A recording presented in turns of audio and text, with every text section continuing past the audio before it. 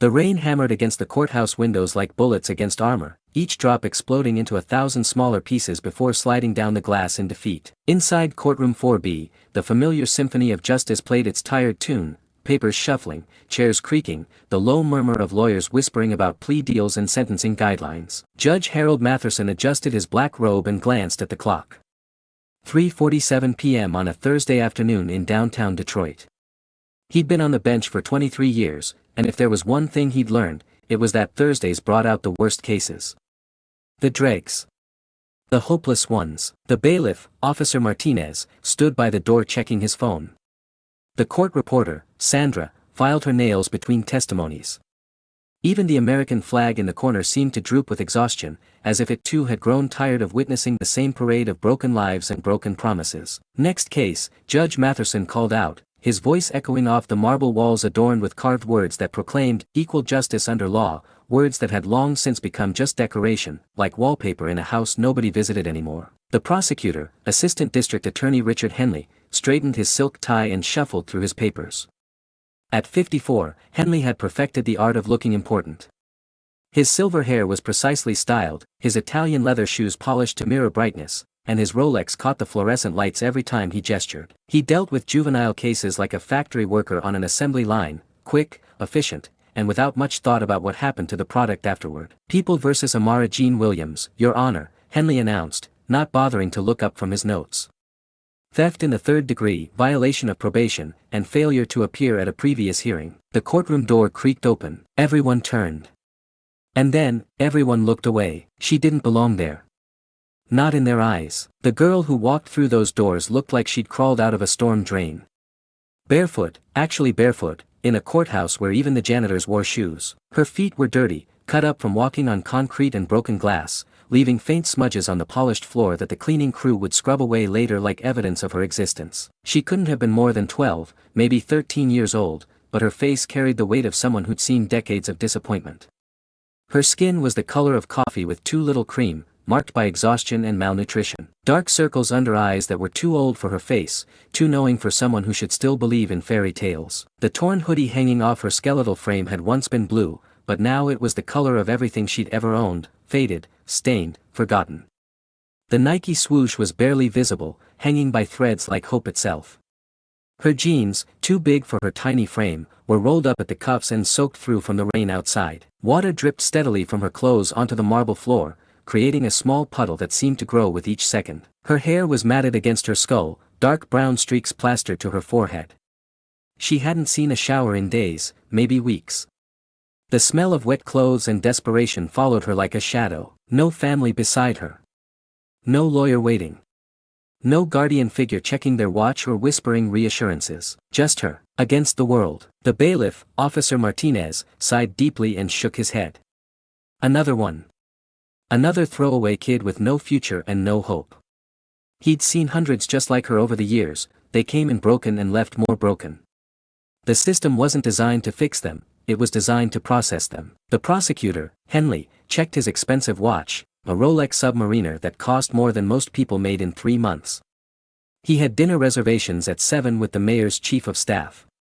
This case was just another speed bump on his way to a promotion and a corner office. The gallery, the rows of wooden benches where family members and curious observers usually sat, was nearly empty except for 3 people, an elderly woman in the back who attended every juvenile hearing. Some said she'd lost a grandchild to the system and couldn't stay away. A young man in a rumpled suit who might have been a social worker or maybe just someone waiting for the next case, and a woman in pearls and a fur coat who'd wandered in to escape the rain and stayed out of morbid curiosity. The woman in pearls took one look at Amara and whispered to her husband, a man in an expensive overcoat who clearly wished he was anywhere else, look at this one. Probably hasn't seen soap in months. These people just don't care about themselves. Her husband nodded absently, already calculating how long this would take. He had a golf appointment at 5. The court reporter, Sandra Williams, no relation to the defendant, despite sharing a last name, glanced up from her nail file long enough to roll her eyes. She'd been doing this job for 15 years, and if there was one thing she'd learned, it was that some kids were just born to lose. This girl had "lost cause" written all over her. Even the public defender assigned to the case, a tired-looking woman named Patricia Kowalski with coffee stains on her discount blazer and bags under her eyes that suggested she'd given up on justice sometime around her third year out of law school, seemed ready to surrender before the fight began. Her briefcase was held together with duct tape, her shoes were worn down to nothing, and her spirit had been beaten into submission by a system that gave her impossible caseloads and impossible expectations. Patricia had been assigned to Amara's case exactly 47 minutes ago. She'd glanced at the file in the hallway, seen the same story she'd read 1,000 times before: no parents, multiple priors, no fixed address, no hope, and had already started mentally drafting the plea agreement. 6 months in juvenile detention, maybe 8 with the probation violation. Clean, simple, done. And Judge Harold Matherson, sitting high above them all in his leather chair behind the imposing bench, leaned forward and lifted his glasses with deliberate disdain. At 62, he'd presided over more juvenile cases than he cared to count. He'd seen them all: the kids who cried, the kids who lied, the kids who stood silent and accepted their fate. This one looked like the silent type, but something about her irritated him more than usual. Maybe it was the audacity of showing up barefoot to his courtroom. Maybe it was the way she stood there, not cowering or shuffling or looking appropriately ashamed. She just stood there. Like she had a right to be there. "Let me guess," he said, his voice cutting through the quiet murmur of the courtroom like a blade. He spoke loud enough for everyone to hear, projecting his words to the back row where the elderly woman sat with her hands folded in prayer. No parents. No shoes. And no chance. A few people laughed. Not loud, hearty laughter, but the quiet chuckles of people who felt superior to the spectacle before them.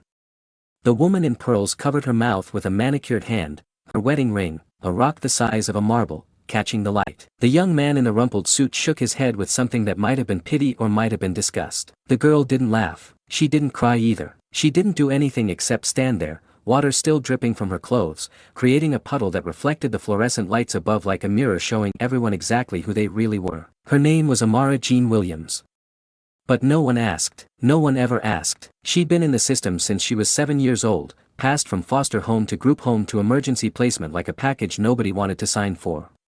Her mother had overdosed in a motel bathroom when Amara was 6, leaving behind nothing but debts and a daughter who reminded everyone of their failures. Her father was a ghost, a name on a birth certificate that led to dead ends and disconnected phone numbers. Amara had learned early that adults fell into 3 categories: those who ignored her, those who hurt her, and those who tried to help but gave up when helping got hard. She'd been placed in 17 different homes over 5 years. Some were just overcrowded. Some were neglectful. 2 were worse than that, but when she tried to tell her social worker about the bruises and the late-night visits to her room, she was told she was acting out and difficult to place. The last home had burned down, literally burned down, when the foster father fell asleep with a cigarette. Amara had been the one to wake everyone up, getting 3 other kids out safely before the fire department arrived. The local news had done a story about it, calling her a hero for about 30 seconds before moving on to the weather forecast. But there was no new placement waiting for heroes. The group home was full. Emergency services was overwhelmed. So Amara had been staying in places that weren't officially places at all: abandoned buildings, friends' couches when she could find friends, shelters when they had room, and when all else failed, the streets. The tablet she'd been accused of stealing. She'd found it in the dumpster behind Techworld Electronics, cracked screen and all, thrown away because it couldn't hold a charge. She'd been hoping to fix it, maybe trade it for food or a place to sleep for a night. She'd never imagined someone would call the police about electronics in the trash. But here she was, again. Judge Matherson flipped through her file with the enthusiasm of someone reading a grocery list. The manila folder was thin, her entire life reduced to a few pages of bureaucratic shorthand and legal terminology. Caught stealing a tablet from an electronics store. Already has 2 priors. No school enrollment. No guardian. He looked up at her with the expression he might give a particularly disappointing hamburger. What a surprise. Amara stood still, but her mind was racing.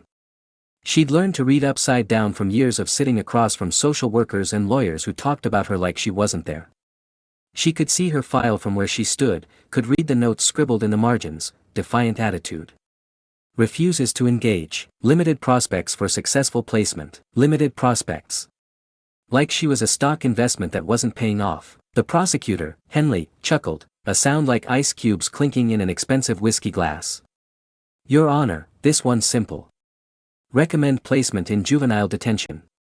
She clearly doesn't care about the law, or consequences. He said it like he was ordering lunch. Casual. Efficient.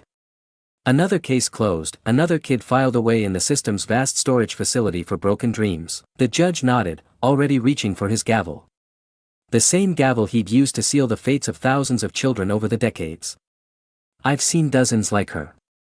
Cold hearts in small bodies. These kids are beyond saving. Fast track her paperwork. Cold hearts in small bodies. The words hung in the air like smoke from a gun that had just been fired. Amara felt them hit her chest like physical blows. She'd heard variations of those words her entire life, but somehow, hearing them spoken aloud in a courtroom, a place that was supposed to be about justice and fairness and truth, made them sting in a way that surprised her. Beyond saving. The woman in pearls nodded approvingly.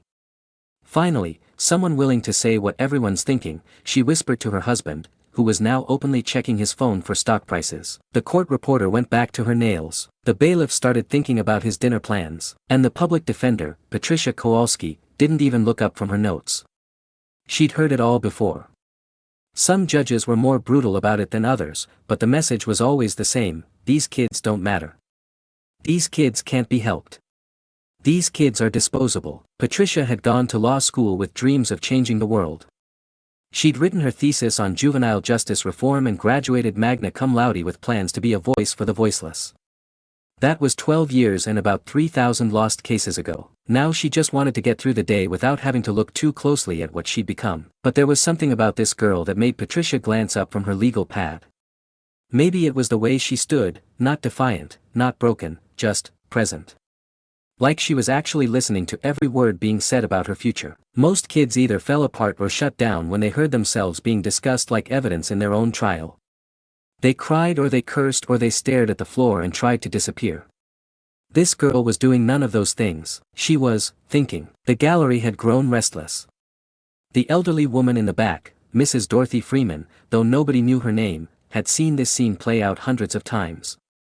She'd started attending juvenile hearings after her grandson Marcus had been sentenced to 2 years for possession of marijuana. Marcus, who'd been an honor student before he fell in with the wrong crowd. Marcus, who died in juvenile detention 3 months into his sentence, officially from complications related to asthma, unofficially from a system that treated children like inventory. Mrs. Freeman came to these hearings now because someone needed to witness what was happening to these kids. Someone needed to remember their names and their faces, even if nobody else cared to learn them. The young man in the rumpled suit, David Chen, a social worker who'd graduated from Michigan State 6 months ago full of hope and determination, was frantically taking notes on his phone.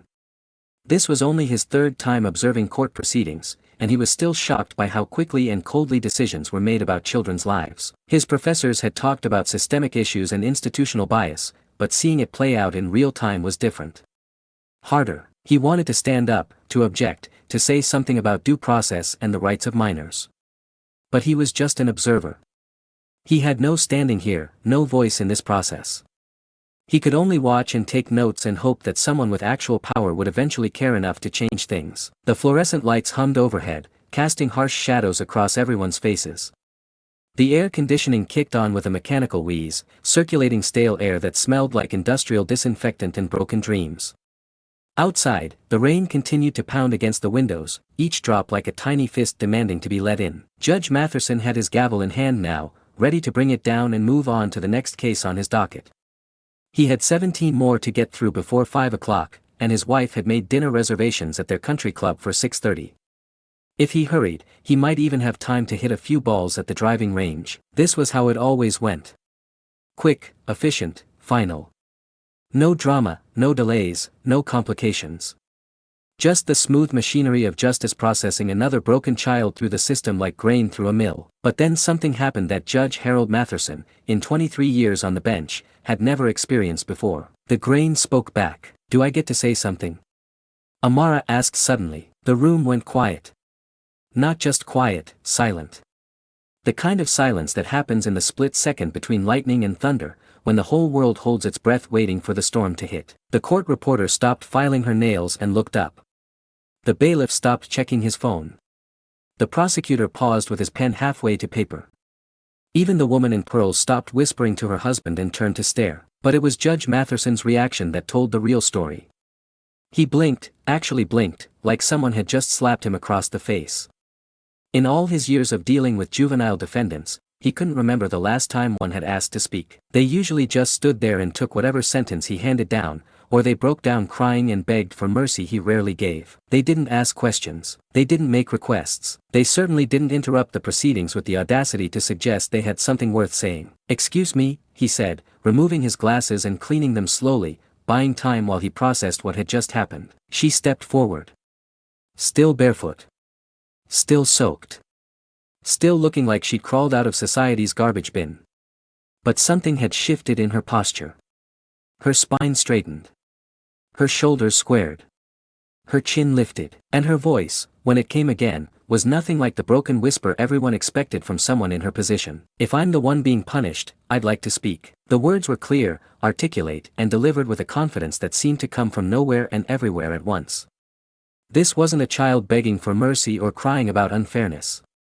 This was someone making a reasonable request in a reasonable tone, as if she had every right to be heard. Which, legally speaking, she did. But in practice, in the real world of overcrowded courtrooms and overworked judges and a system designed to process rather than protect, children like Amara Jean Williams didn't have rights.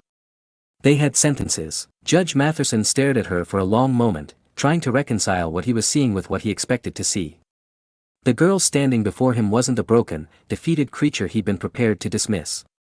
She was something else. Something he didn't have a category for. The prosecutor, Henley, shifted uncomfortably in his chair. This wasn't in the script. Juvenile defendants weren't supposed to be articulate. They weren't supposed to sound like they understood the process or had opinions about their treatment. They were supposed to be grateful for whatever mercy the court showed them and disappear quietly into whatever facility would house them next. The public defender, Patricia Kowalski, felt a flutter of something she hadn't experienced in years: curiosity. Maybe even hope.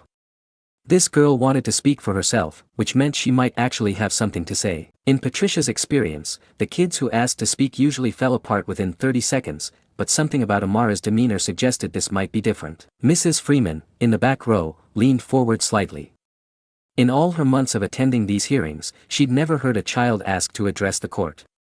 She clutched her purse tighter and whispered a small prayer to whatever God might be listening to courtrooms on Thursday afternoons. David Chen, the young social worker, stopped taking notes and started recording on his phone. Something about this moment felt significant, like he was about to witness something that would matter beyond this courtroom, beyond this day. The woman in pearls looked annoyed. She'd been hoping for a quick resolution so she could get back to her shopping. This unexpected development threatened to drag things out, and she had a hair appointment at 4:30. Judge Matherson replaced his glasses and leaned back in his chair, studying the girl with new attention.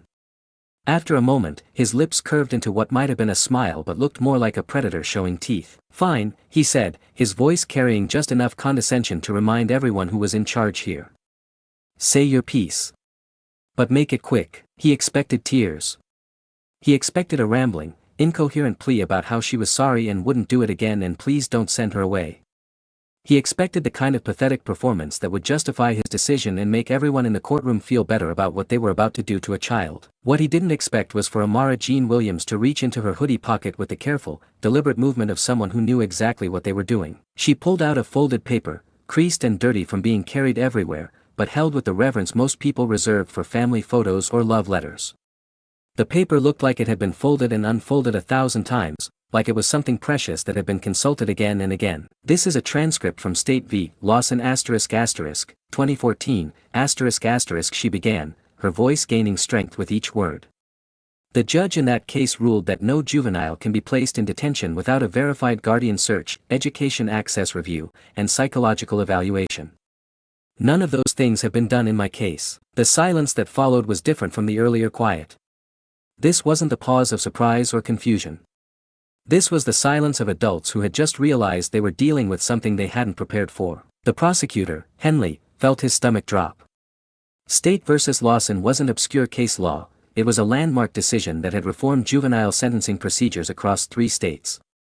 The fact that this homeless girl knew about it, had a copy of it, and understood its implications was impossible, wasn't it? Judge Matherson's confident smile began to fade.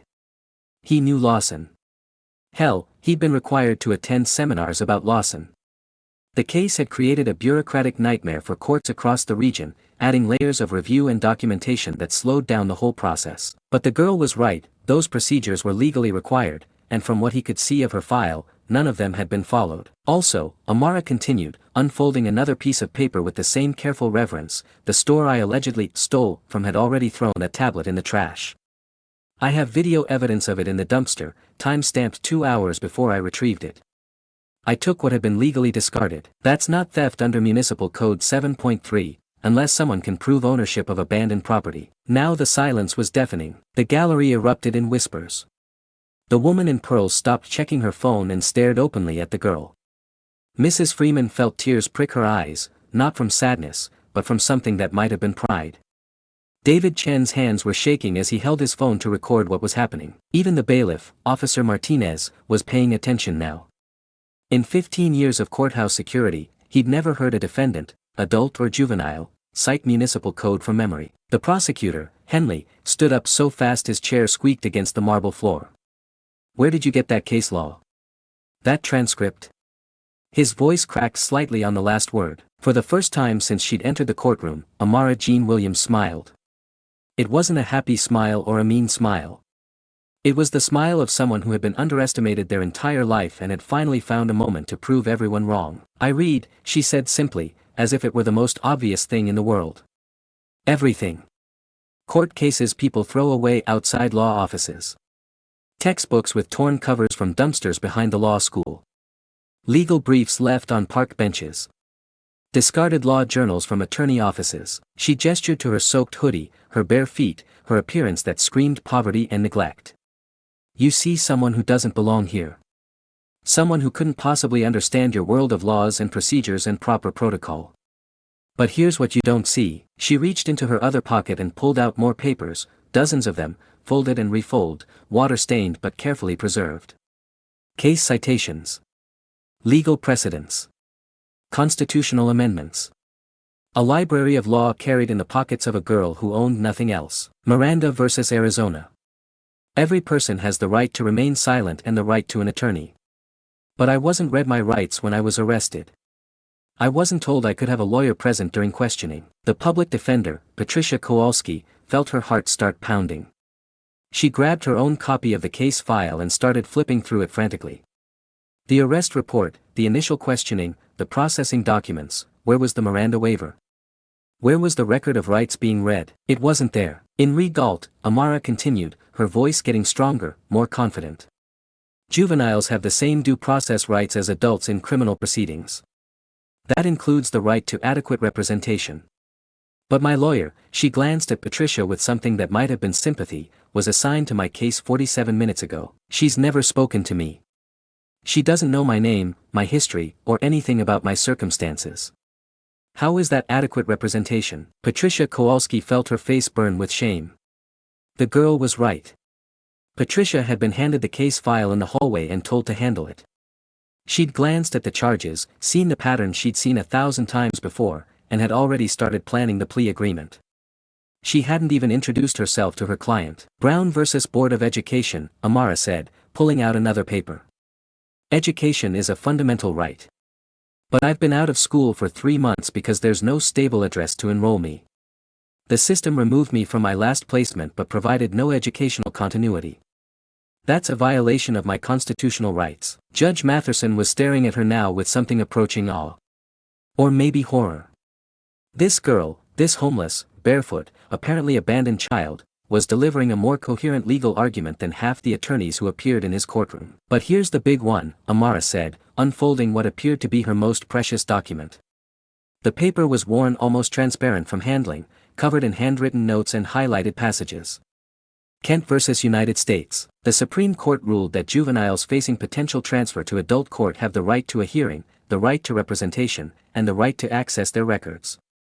But more importantly, they have the right to be treated as individuals, not just processed through a system. She looked around the courtroom, making eye contact with each person who had dismissed her, ignored her, or decided her fate without knowing her name. Every person in this room looked at me and saw the same thing. A statistic. A problem to be solved. A case to be closed. But I'm not a statistic. I'm not a problem. I'm a person. And as a person, I have rights that haven't been respected and procedures that haven't been followed. The courtroom was dead silent. Even the rain outside seemed to have stopped, as if nature itself was waiting to hear what would happen next. Judge Matherson removed his glasses again, but this time it wasn't to clean them. He was staring at Amara Jean Williams like he was seeing her for the first time. Which, in a way, he was. "You're telling me you taught yourself law?" he asked, his voice quieter now, stripped of its earlier condescension. "I'm telling you I had to," Amara replied, and for the first time, her voice carried a trace of the pain she'd been hiding. "Because every adult in my life, judges, lawyers, social workers, foster parents, they all assume I'm too stupid or too broken to understand my own rights. They talk about me like I'm not in the room. They make decisions about my future without asking what I want or need or think." She held up the handful of legal documents she'd pulled from her pockets. "But I do understand. I understand that I have rights, even if nobody wants to acknowledge them. I understand that the law is supposed to protect people, not just punish them. And I understand that right now, in this courtroom, you're violating about 6 different constitutional amendments and at least 4 pieces of established case law." The prosecutor, Henley, was frantically typing on his phone, probably texting his office for help. This was not the simple case he'd expected to wrap up in 5 minutes. The public defender, Patricia, had her head in her hands. She was calculating how many other cases she'd handled the same way, how many kids she'd failed by not doing the basic work of being their advocate. Mrs. Freeman, in the back row, was openly crying now. Not from sadness, but from something that felt like witnessing a miracle. This child, this thrown-away girl that nobody cared about, was standing up for herself in a way that Mrs. Freeman had never seen before. David Chen was recording everything, his heart pounding with the realization that he was watching something historic. This moment would go in his case files, his reports, maybe even his thesis if he ever went back to graduate school. But it was Judge Matherson's reaction that mattered most. He sat back in his chair, studying Amara with new eyes. In 23 years on the bench, he'd never been challenged like this. He'd never had a defendant, especially a juvenile defendant, cite case law and constitutional amendments from memory. He'd never had someone make him feel like maybe, just maybe, he'd been doing his job wrong. "The law library," he said suddenly. "Downtown branch. You've been using their computers." "When they let me," Amara said. "Sometimes the librarians kick me out because I look homeless. Which I am. But the ones who don't kick me out, they help me find things. Legal databases. Case archives. Constitutional law textbooks." She gestured to her papers again. "Law isn't a luxury for people like me, Your Honor. It's survival. Because if I don't know my rights, nobody else is going to protect them." The words hung in the air like an indictment of everything and everyone in that courtroom. Judge Matherson looked at the prosecutor, who was still frantically texting. He looked at the public defender, who was staring at her client with something approaching shame.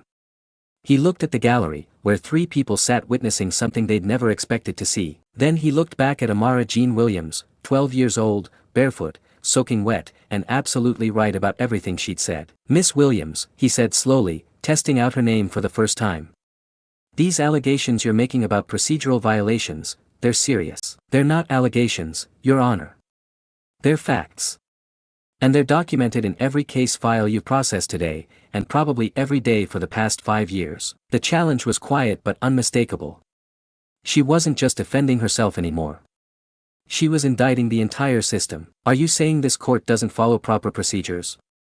Judge Matherson asked, his voice carrying a warning. "I'm saying this court follows procedures that are fast and convenient, but not necessarily legal or constitutional. There's a difference." Amara looked at the rows of people who hadn't really seen her until she spoke, who had looked through her like she was invisible. "I'm not asking for pity," she said, her voice carrying to every corner of the room. "I don't want your sympathy or your charity. I'm asking for a fair system. For the rights that are supposed to be guaranteed to every person who walks through those doors. But maybe that's too much to expect from people who've already decided what I am before I even open my mouth." The silence that followed was complete. No shuffling papers, no whispered conversations, no checking phones or watches. Just the weight of truth settling over a room full of people who had spent their careers avoiding it. Judge Matherson stared at her for what felt like an eternity. Then he did something he hadn't done in years. He thought about what was right instead of what was convenient. "Case dismissed," he said finally. "Effective immediately." The prosecutor shot to his feet. "Your Honor, we haven't even." "The case is dismissed, Counselor. The defendant is correct about the procedural violations. Miranda rights weren't read. Adequate representation wasn't provided. Required evaluations weren't conducted. This entire proceeding is tainted. He looked at the bailiff. Officer Martinez, get Miss Williams an advocate. A real one. Someone from the Children's Legal Defense Fund. Then he looked back at Amara, who hadn't moved, hadn't smiled, hadn't shown any reaction to what had just happened. Miss Williams, he said, his voice different now, respectful in a way it hadn't been when she'd first walked in. The law library. Downtown branch. It's open until 9. They have heat. And computers. And, they don't ask questions about why someone needs to be there. For the first time since she'd entered the courtroom, Amara Jean Williams smiled. Not triumphantly, not vindicatively, but with something that might have been gratitude. Thank you, Your Honor. She turned toward the door she'd entered through, the same door that had brought her an invisible and forgotten. But as she walked, something had fundamentally changed. Her posture was different. Her step was different. She was different. Miss Williams, Judge Matherson called after her. She stopped. Turned back. What do you want to be when you grow up? The question seemed to surprise her. Nobody had ever asked her that before. Foster parents asked about chores and rules. Social workers asked about problems and placements. Teachers, when she'd had them, asked about homework and attendance. Nobody had ever asked about her dreams. A lawyer, she said simply.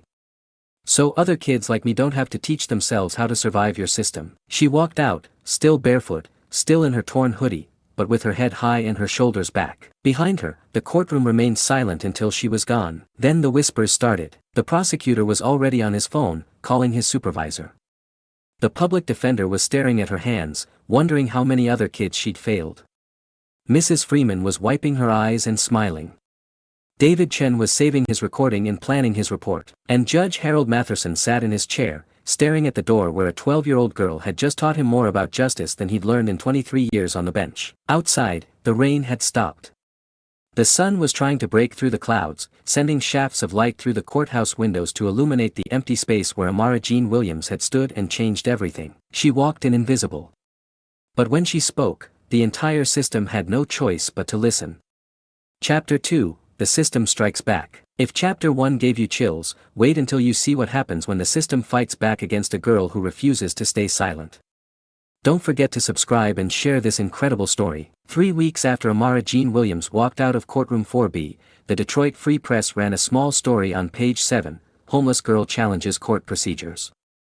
The article was only 3 paragraphs long, buried between an advertisement for used cars and a report on city council budget meetings.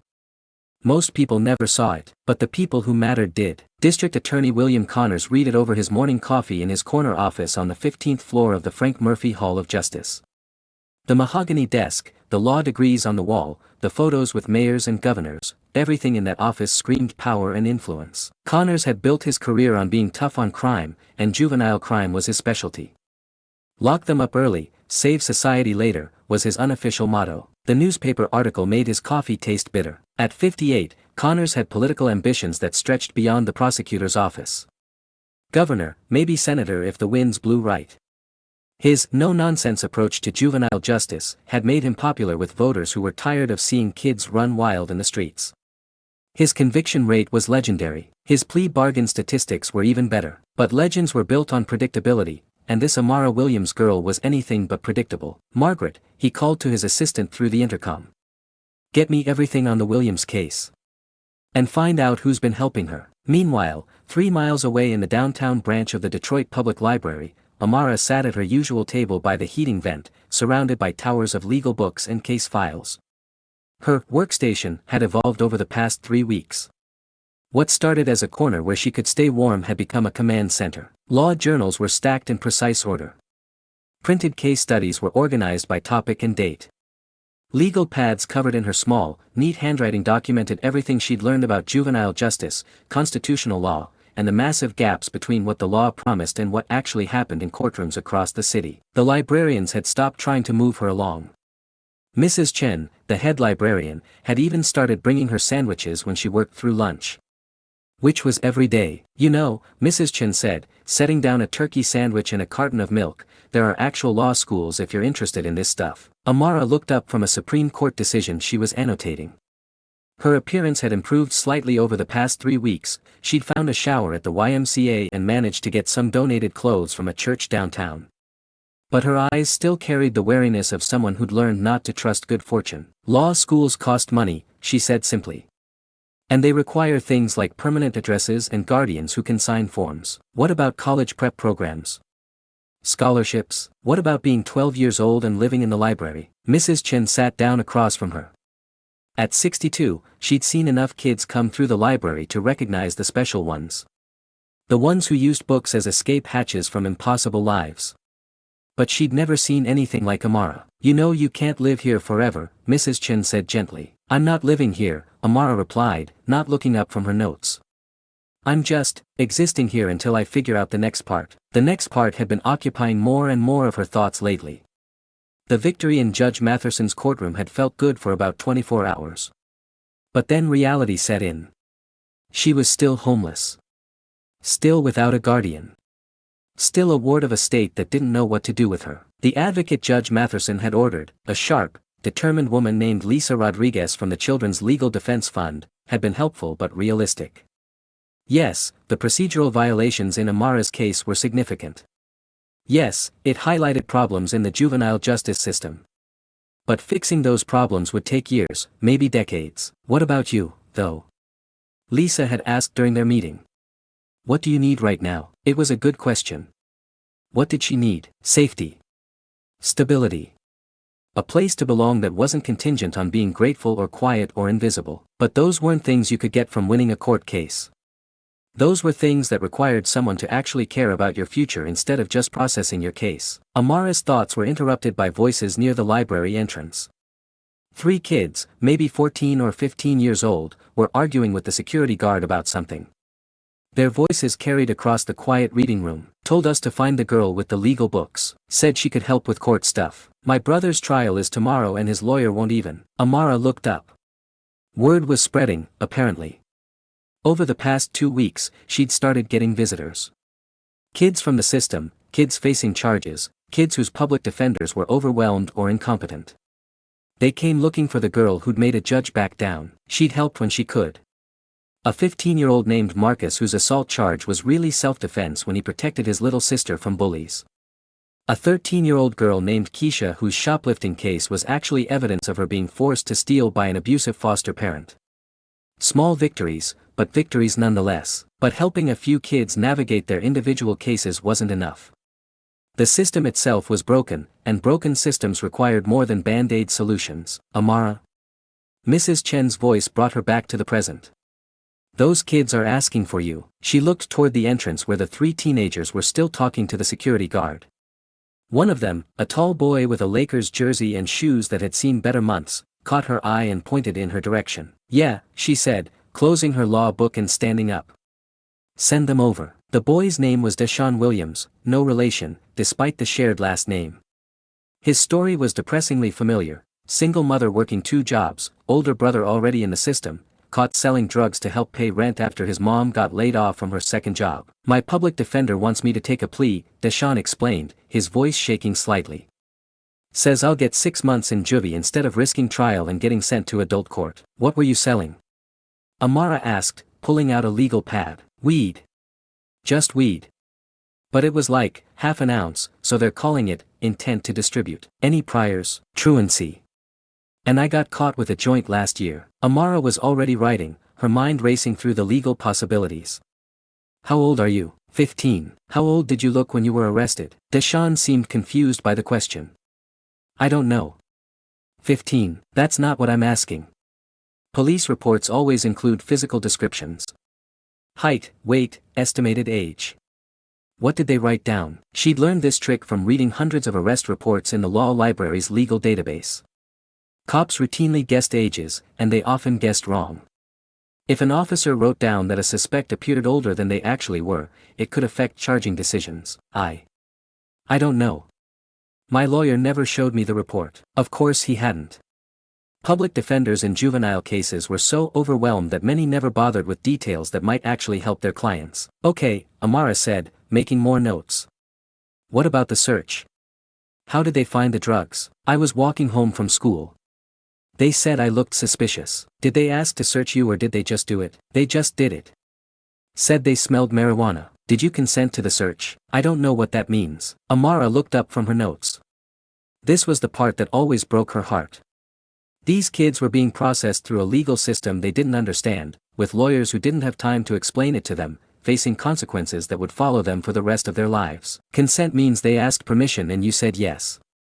If they didn't ask permission, and they didn't have probable cause beyond looking suspicious, then the search might have been illegal. She pulled out one of her most worn legal documents.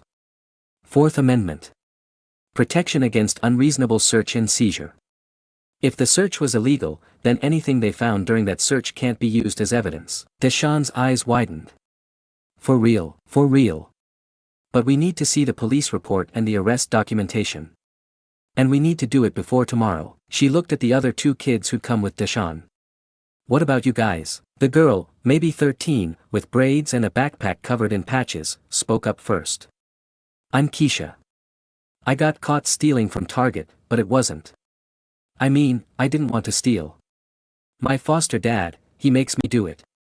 Says if I don't bring home stuff he wants, he'll send me back to the group home. The third kid, a boy who couldn't have been more than 11, just stared at his shoes and mumbled something about fighting at school. Amara felt the familiar weight settling on her shoulders.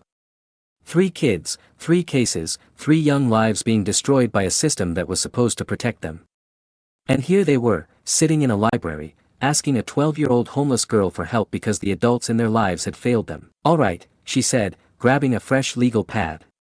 Let's figure this out. The next 6 hours passed in a blur of research, note-taking, and phone calls. Amara had learned that most court clerks would give information to anyone who sounded official enough, and she'd gotten very good at sounding official. Deshawn's case was winnable. The police report was sloppy, the search was questionable, and the arresting officer had a history of constitutional violations that could be used to challenge his credibility. Keisha's situation was more complicated. The shoplifting charge was straightforward, but the real crime was what her foster father was doing to her. That required involving Child Protective Services, which meant navigating a whole different bureaucracy. The 11-year-old, Tommy, was fighting at school because older kids were extorting lunch money from him and the teachers wouldn't help. He'd finally fought back and broken a kid's nose. Now he was facing assault charges while the kids who'd been bullying him for months faced nothing. 3 cases. 3 different problems. 3 examples of a system that was designed to punish children instead of protecting them. By the time the library was getting ready to close, Amara had a plan for each case. She'd also attracted attention she didn't want. The man was waiting for her outside when she gathered her papers and headed for the door. Expensive suit, silver hair, the kind of confident posture that came from years of never being told no. He was flanked by 2 others, a stern woman in a business suit and a younger man taking notes on a tablet. Miss Williams. His voice was smooth, practiced. The voice of someone who was used to making deals and closing them quickly. I'm District Attorney William Connors. I think we need to talk. Amara clutched her backpack tighter. All her research, her cases, her carefully documented evidence of systemic failures, it was all in there. Her entire arsenal in a beat-up bag that had come from a donation bin. About what? She asked, though she already knew. About your little hobby. Playing lawyer. It needs to stop. The words were delivered with a smile, but the threat underneath was clear. Connors had the relaxed confidence of a predator who knew he held all the cards. I'm not playing anything. I'm helping kids who aren't getting real representation. The stern woman stepped forward. Her badge identified her as Assistant DA Sandra Mitchell. What you're doing is practicing law without a license. That's a felony. We could have you arrested right now. Amara felt the familiar ice in her stomach, the same feeling she'd had in dozens of foster homes when the adults decided she was too much trouble. When she asked too many questions or stood up for herself or did anything that threatened their authority. But she'd learned something important in Judge Matherson's courtroom 3 weeks ago. She'd learned that knowledge was power, and that power could protect her when nothing else would. Then arrest me, she said, her voice steadier than she felt. Put me on trial. Let me defend myself. I'd love to explain to a jury how a 12-year-old reading public legal documents is somehow a threat to your system. D.A. Connors' smile faltered slightly. He'd expected intimidation to work. It always worked with kids. They got scared, apologized, promised to stop whatever they were doing wrong, and disappeared back into the shadows where they belonged. This girl wasn't disappearing. You think you're clever, he said, his voice losing some of its polish. But you're costing us convictions. Making us look bad. That stops now. I'm costing you wrongful convictions, Amara shot back. If that makes you look bad, maybe you should look at why. The younger man, some kind of assistant or investigator, whispered something to Connors, who nodded grimly. They'd done their homework on her. They knew about her background, her time in the system, her vulnerabilities. Here's what's going to happen, Connors said, his voice taking on the tone of someone delivering an ultimatum. You're going to stop showing up at court hearings. Stop filing your little motions through whatever lawyers you've manipulated into helping you. Stop playing legal scholar with cases you don't understand. He paused for effect, letting the weight of his authority settle over her. In return, we won't press charges for practicing without a license. We might even help you find a nice group home. Structure. Supervision. The kind of stable environment a girl like you needs. The threat was clear, but so was the bribe. Submit, and they'd take care of her. Keep fighting, and they'd destroy her. And if I don't agree? Amara asked. Then you'll discover that the system you're trying to fight has a lot more ways to hurt you than you've imagined. The words hung in the air like smoke from a fired gun. This wasn't just about stopping her from helping other kids. This was about making an example of her. Showing anyone else who might get ideas that challenging the system came with consequences. Amara looked at the three adults surrounding her, powerful people with badges and authority and the weight of the state behind them. Everything in her survival instincts told her to nod, apologize, submit, disappear. But then she thought about Deshawn, facing 6 months in juvenile detention for a questionable drug charge. About Keisha, being forced to steal by an abusive foster parent while the system ignored her cries for help. About Tommy, punished for defending himself against bullies because fighting back was easier to prosecute than fixing the real problem. She thought about Marcus, the 15-year-old who protected his sister and almost went to jail for it. About all the kids who'd come to her for help because no one else would listen to them. She thought about Judge Matherson's courtroom, and the moment she'd realized that knowledge could be armor, that understanding the law could protect her when nothing else would. And then she pulled out her phone. I've been recording this conversation, she said quietly. A district attorney threatening to prosecute a minor for reading public legal documents unless she stops helping other kids get fair representation. That's witness intimidation. That's abuse of power. And that's going to make a really interesting story for Channel 7 News. Connor's face went from confident to pale to red in the span of about 3 seconds. You little. Careful, sir, Amara interrupted, holding up her phone where the recording app was clearly visible. Threatening language toward a minor. Also recorded. The stern woman, Assistant D.A. Mitchell, grabbed Connor's arm and pulled him back. She whispered something urgent in his ear, probably reminding him that threatening a child on camera wasn't great for someone with political ambitions. The younger assistant was frantically typing on his tablet, probably calculating the damage if this recording went public. After a moment of hushed consultation, Connor stepped forward again, his politician's smile forced back into place like a mask that didn't quite fit anymore. Perhaps we got off on the wrong foot, he said, his voice artificially cheerful. How about this? We offer you an internship. Real training. Legal guidance. Work within the system instead of against it. And all I have to do is stop helping the kids you're railroading. You help kids by becoming a real lawyer someday. Not by playing dress up in courtrooms. Amara studied his face, reading the desperation underneath the forced calm. This wasn't just about her anymore. This was about the precedent she was setting, the example she was becoming. If word spread that a homeless 12-year-old could challenge the system and win, other kids might start getting ideas. Other kids might start believing they had rights. I'm not playing dress up, she said finally. I'm doing what real lawyers are supposed to do. And if you have to threaten and bribe me to stop, maybe you should ask yourself what that says about your cases. She shouldered her backpack and started walking toward the library entrance. Behind her, she could hear the three adults whispering urgently among themselves. This isn't over, Connors called after her. Amara turned back one last time. Under the streetlight, she looked older than her 12 years. Harder. More determined. No, it's not, she agreed. But next time you want to intimidate a kid, maybe pick one who doesn't know her rights. She walked into the library, where Mrs. Chen was waiting with concerned eyes and a thermos of hot chocolate. Everything okay, sweetheart? Amara sat down at her usual table and opened her laptop, a donation from someone who'd heard about her case and wanted to help. She had work to do. Deshawn's hearing was tomorrow, and she still needed to prepare his defense strategy. Keisha needed documentation for her CPS report. Tommy needed someone to explain to his school that prosecuting bullying victims wasn't justice. Just the beginning, Mrs. Chen, she said, opening a new document on her computer.